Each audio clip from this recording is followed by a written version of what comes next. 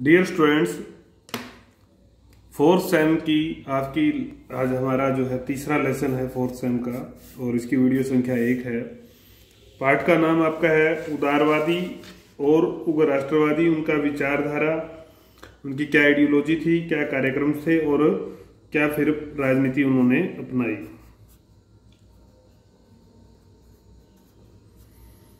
उदारवादी जो शुरू में जब राष्ट्रीय कांग्रेस की स्थापना हुई, जिन लोगों ने कांग्रेस का नेतृत्व किया था वो लोग उदारवादी कहलाए। 1885 से लेकर 1905 तक इनका दबदबा जो है कांग्रेस के ऊपर रहा। इनकी ही बातें, इनकी ही नीतियां कांग्रेस में चली। यही उदारवादी आंदोलन के संचालक थे। इन्हीं संचालकों को, इस काल के नेताओं को ही ऐसा कहा गया। ये सारे नेताओं के नाम आपको याद हो गए होंगे। हुयूम थे, चाहे दादा भाई नौरोजी हों, चाहे WC बनर्जी जिन्होंने कांग्रेस के प्रथम अधिवेशन की अध्यक्षता की हो वो हों, सुरेंद्र नाथ बनर्जी हो जिन्होंने ईस्ट इंडिया एसोसिएशन की स्थापना की थी, चाहे आपके KT तेलंग हो, ये भी मैंने आपको नाम बताया था, वाचा हों, बदरुद्दीन तैयब जो मुस्लिम पहले अध्यक्ष थे, ये रिपीट हो रहे हैं, तैयब जी हों, आनंद मोहन बोस हों, तो ये सारे लोग ही कांग्रेस के जो उदारवादी नेताओं में इनका नाम आता था। फिरोज शाह मेहता आपको याद होगा, बम्बई में प्रेसिडेंसी एसोसिएशन स्थापित की थी। गोपाल कृष्ण गोखले जिन्होंने सर्वेंट सोसाइटी ऑफ इंडिया स्थापित किया था। महादेव गोविंद रानाडे, MG रानाडे भी जिनको बोलते हैं, इन्होंने भी संस्था की स्थापना की थी। तो ऐसे बहुत सारे लोग थे, ये सारे इस आंदोलन के नेता थे। इनको उदारवादी किस लिए कहा जाता था, क्या कारण थे इनको उदारवादी कहा गया? क्योंकि नरम थे, बहुत ज्यादा नरम थे। अंग्रेजों की प्रशंसा करते थे। अपनी जो मांगे होती थी उन मांगों को बहुत ही विनम्र तरीके से प्रार्थना पत्र के माध्यम से, समन पत्रों के माध्यम से रिमाइंडर दिलाते हैं, प्रस्ताव पारित करते थे, शिष्टमंडल भेजते थे, भाई प्रतिनिधि मंडल, पंचायत टाइप, ये पंचायत होती है आपकी, तो ऐसे ही लोग भेजे जाते थे। वो जाते थे मिलने अंग्रेजों से, और इन सब बातों के माध्यम से वो जो है अपनी मांगे रखते थे। लेकिन उस समय एक बात विशेष थी कि हम वैसे ही इनके ऊपर लांछन लगाए। उस समय तक राष्ट्रीय जो चेतना थी, राष्ट्रीय चेतना का जो प्रसार था वो काफी कम हुआ था। तो इन लोगों के लिए बहुत ही सावधानी पूर्वक कदम रखे जाने की जरूरत थी। नहीं तो अंग्रेज अगर ये ज्यादा उग्र होते तो शुरू में ही जो है दबा दिया जाता इन विचारों को, इस कांग्रेस को, इसको उभरने ही नहीं दिया जाता। इसलिए बहुत सावधानी से, बहुत ध्यान से इनको कार्य करने थे। और इन्होंने किया भी, धीरे धीरे जड़ों पर प्रहार किया, स्पष्ट किया कि कैसे अंग्रेज हमारा शोषण कर रहे हैं। और इन्होंने राष्ट्रीय आंदोलन की एक मजबूत या ठोस जो नींव है वो डाली। कुल मिलाकर ये अपने कई असफलताएं थी, फिर भी ये आगे बढ़ते रहे। इन्होंने एक नींव तैयार की। तो क्वेश्चन कई बार आता है कि उदारवादियों के बारे में समझाते हुए उनकी विचारधारा के बारे में लिखिए या विचारधारा का विवेचन कीजिए। तो वो बड़ा क्वेश्चन जब आएगा, या दो अंक के क्वेश्चन भी मैं दोबारा से रिपीट हो रहे हैं, तो उसको आप देखेंगे। तो उदारवादी कैसे थे, अभी हम पढ़ के आए। यथार्थवादी थे, नरम थे, उन्होंने ध्यान रखा। क्या ध्यान रखा कि कैसे संभव है, कि क्या संभव है, ऐसी परिस्थितियां क्या हैं, क्या इनमें संभव है और क्या नहीं है। क्योंकि उन लोगों को दोनों ही बातें करनी थी। वो अपना जो है भारत में अपना शासन हो, हमारे खुद के लोगों का शासन, उनमें भागीदारी मिल जाए, इस तरफ भी उनका ध्यान था। और ये एकदम अंग्रेजी शासन को उखाड़ने की बजाय वो क्या कह रहे थे कि अभिन्न अंग हैं हम अंग्रेजी साम्राज्य का, लेकिन वो अधिकार भी चाहते थे। तो ये दोनों काम एक साथ करने थे। तो इसमें के लिए उन्होंने कुछ सिद्धांत, कुछ नीतियां अपनाई। उन नीतियां और सिद्धांतों ही उनकी विचारधारा को हम समझेंगे।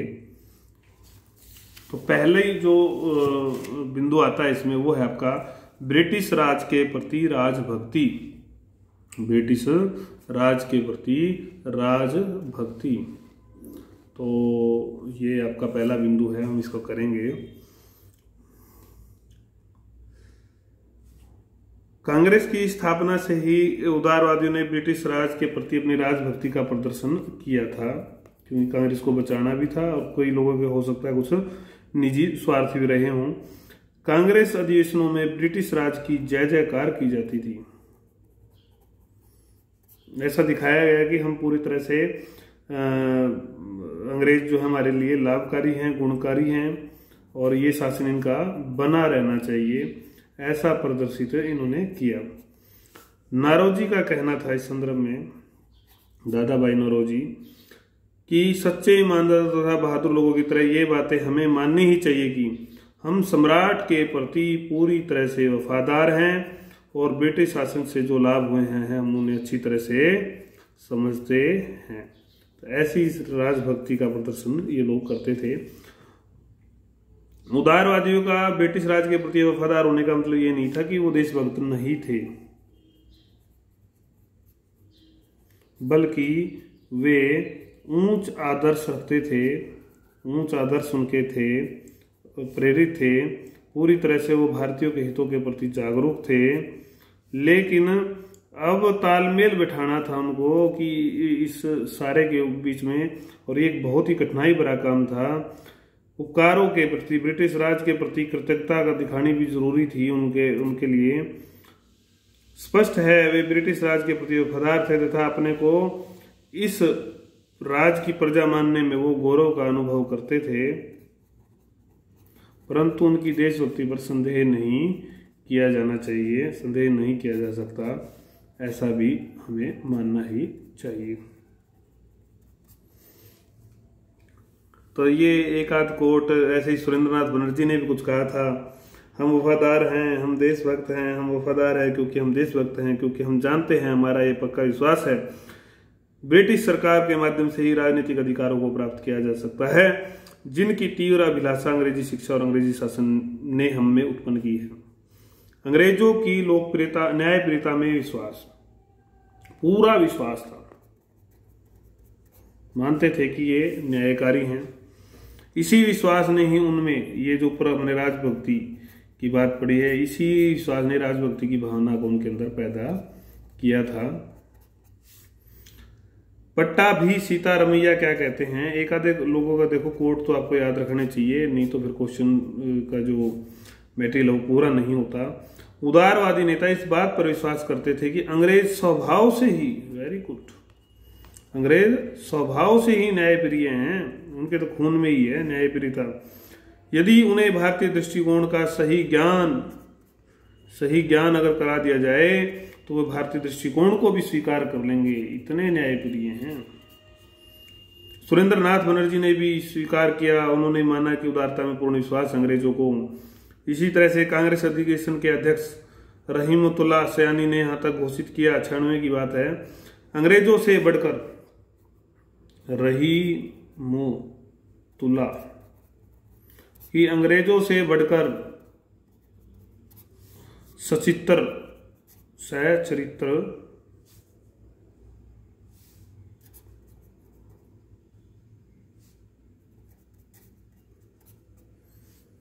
सच्ची जाति इस सूर्य के प्रकाश के नीचे नहीं बसती। देखो इतने ज्यादा वो थे। इसी तरह से जितने भी उदारवादी नेताओं के हमने नाम पढ़े उन सब ने भी ऐसा ही विश्वास प्रकट किया। दादा भाई नौरोजी ने तो इंग्लैंड में ब्रिटिश जो जनमत था इंग्लैंड में थे ये, तो इसको जागरूक किया, इसको बताया कि भारत की क्या दशा है, क्या परिस्थितियां हैं, काफी कार्य उन्होंने किया।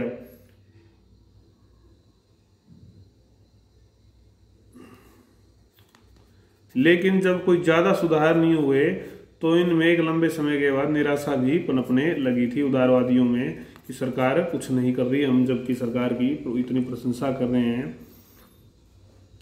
उसके बाद आता है ब्रिटिश संस्थाओं में विश्वास। क्या क्या संस्थाएं थी, चाहे वो पाश्चात्य शिक्षा प्रणाली हो, चाहे न्याय प्रणाली हो, भी न्याय का पढ़ के आए, चाहे सभ्यता हो इनकी, चाहे ब्रिटिश को भी कोई भी संस्था हो, उनसे हमारे लोग काफी प्रभावित थे। वे इंग्लैंड की लोकतांत्रिक संस्थाओं के प्रशंसक थे।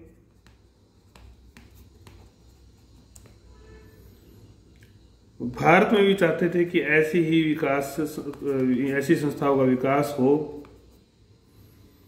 दादा भाई नौरोजी प्रथम भारतीय थे जो हाउस ऑफ कॉमन्स के सदस्य चुने गए। Very important, house of Commons के प्रथम सदस्य चुने गए भारतीय, वो थे दादा भाई नौरोजी। वो इंग्लैंड की जो लोकतांत्रिक प्रणाली थी उससे काफी प्रभावित थे। वो चाहते थे कि भारत में भी ऐसी प्रणाली आए। प्रतिनिधि इंग्लैंड के लोग, ब्रिटेन के लोग भारतीयों को प्रशिक्षित करें, ऐसी संवैधानिक प्रणाली के लिए प्रशिक्षित करें, संस्थाओं के लिए मार्गदर्शन करें। सुरेंद्रनाथ बनर्जी ने इस बारे में क्या कहा? इंग्लैंड से हमें प्रेरणा और पथ प्रदर्शन की आशा है।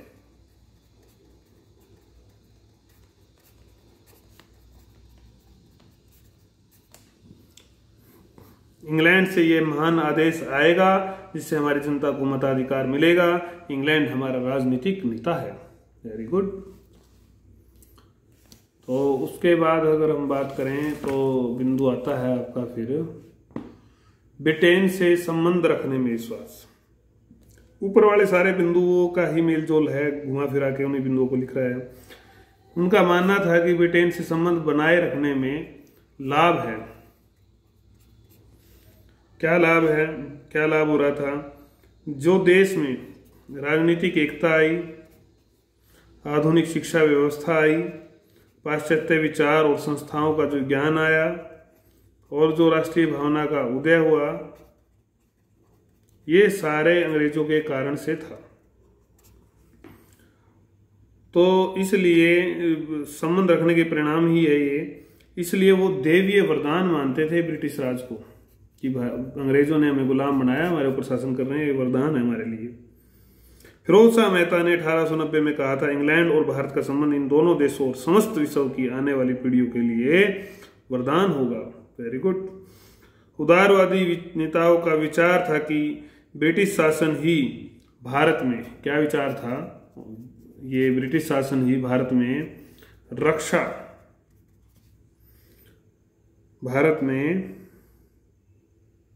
रक्षा व्यवस्था बनाए,